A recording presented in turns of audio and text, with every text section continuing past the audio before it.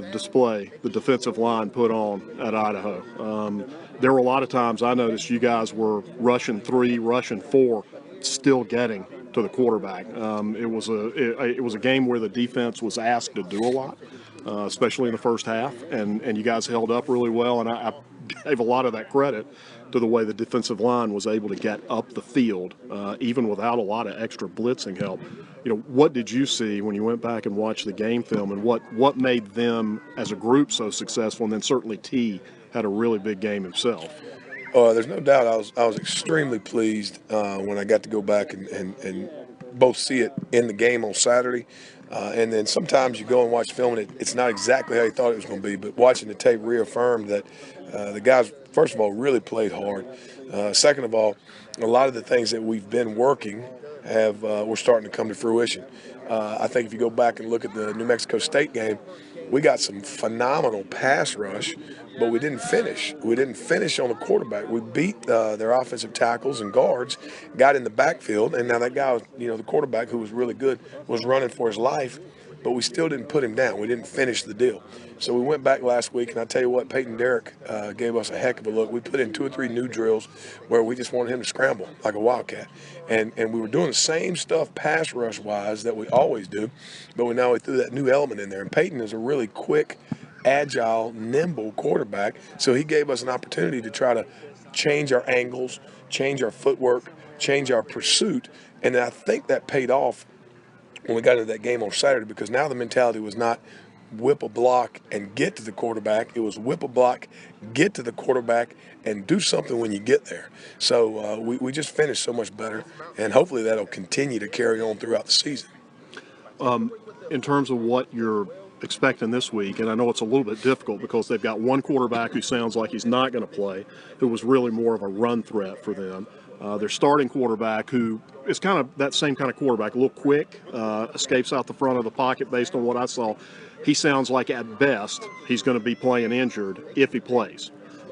Any sense for, you guys are going to prepare as if they're putting, the best quarterback in the world out there, but any sense for, hey, if we look back there and we see an either injured starter or a third-string quarterback in there, we're going to unleash the hounds?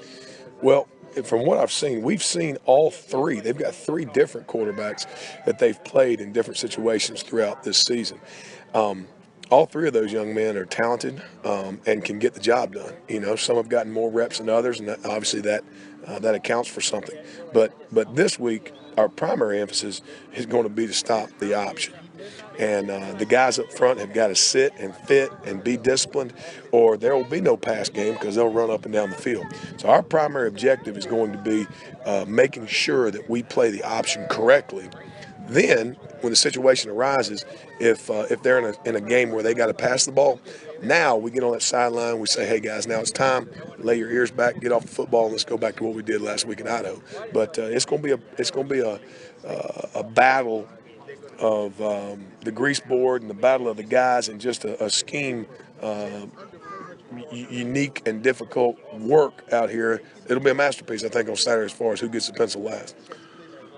In terms of how you make decisions, you move your guys around a lot. Caleb might line up at either defensive end. He might line up right at the nose. You may move Myquan out somewhere. I mean, you're constantly challenging the offensive line to identify what kind of guy do I have in front of me. How do you make your choices during the game of, all right, now's the time that I'm going to shift this guy here or that guy there? That throws a lot of extra twists at the offense. It's also a lot for you to manage to keep up with. Now's the time we're going to go do X. The biggest thing that we're doing is a rep count, and we keep it on the sideline and up in the box. Because if I can have Myquan and T and Caleb and Ocon and Chris, any of those guys fresh for the last drive of the fourth quarter, then I feel like we got a much better chance to win that ball game than if they're over there with their tongues dragging. And the neat thing has been our second string and our third string have all played at a very high level. There hasn't been a great drop-off.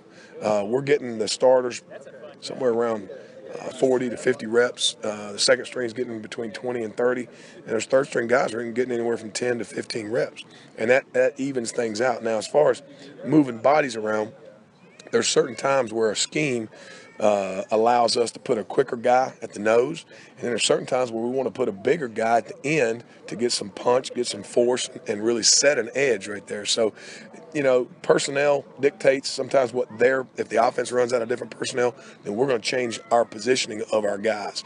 And then sometimes it literally has to deal with just making sure that we keep our guys from being totally fatigued at the end of the ball game. Got it. Thanks, man. Yeah, man.